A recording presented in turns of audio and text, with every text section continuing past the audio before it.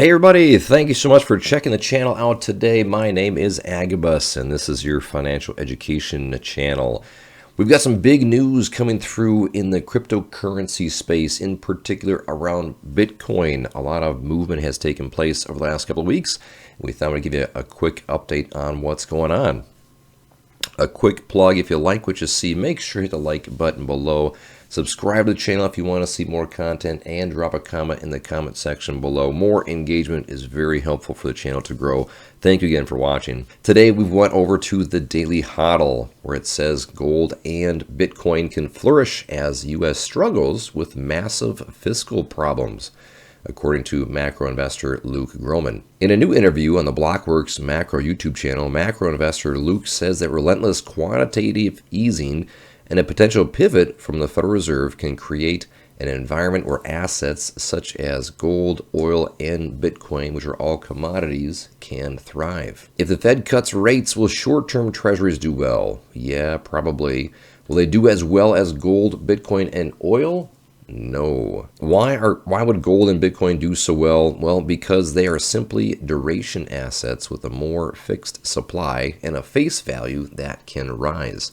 They do well when a nation has a fiscal problem and when the reserve currency issue of the world and our allies have fiscal problems as well. I've heard some people saying this week that the price action we've seen around Bitcoin has been due to some of the issues that we've seen over in Japan.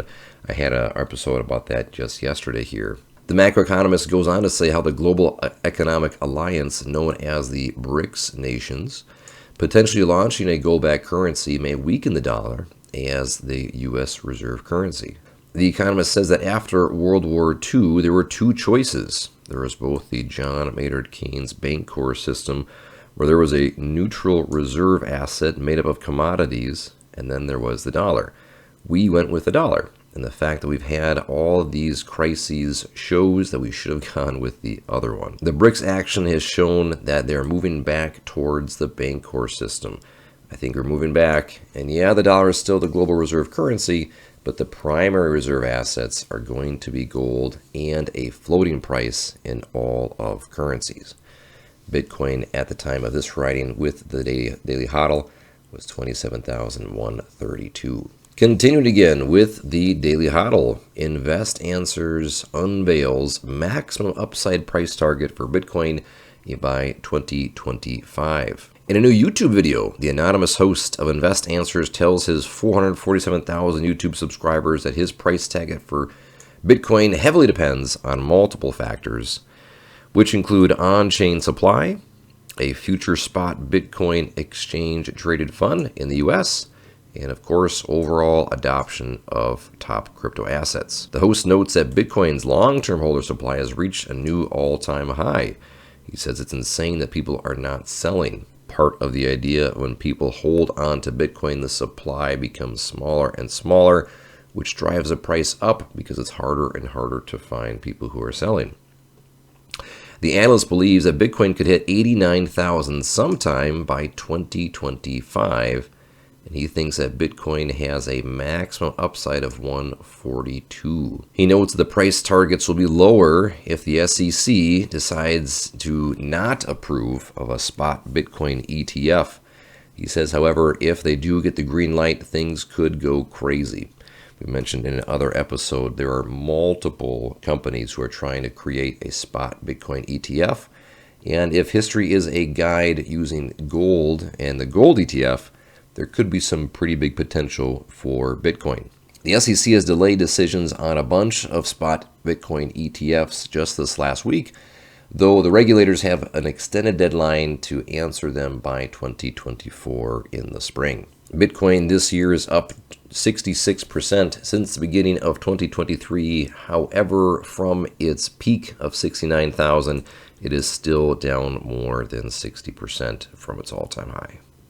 Continuing right along with the Daily Hodl, time to get rid of bearish bias as Bitcoin bull market is confirmed, according to a trader who nailed the 2018 Bitcoin bottom. The analyst Blunts tells his 225,000 followers on platform X, previously known as Twitter, that Bitcoin's rally has invalidated bearish views that Bitcoin could drop below 24,000 before reversing its downtrend. According to the account, Bitcoin's move above 27,000 indicates a Bitcoin bull market. They're referencing what's called a triangle pattern here with the 4-hour chart with Bitcoin. A little bit of background here regarding a triangle.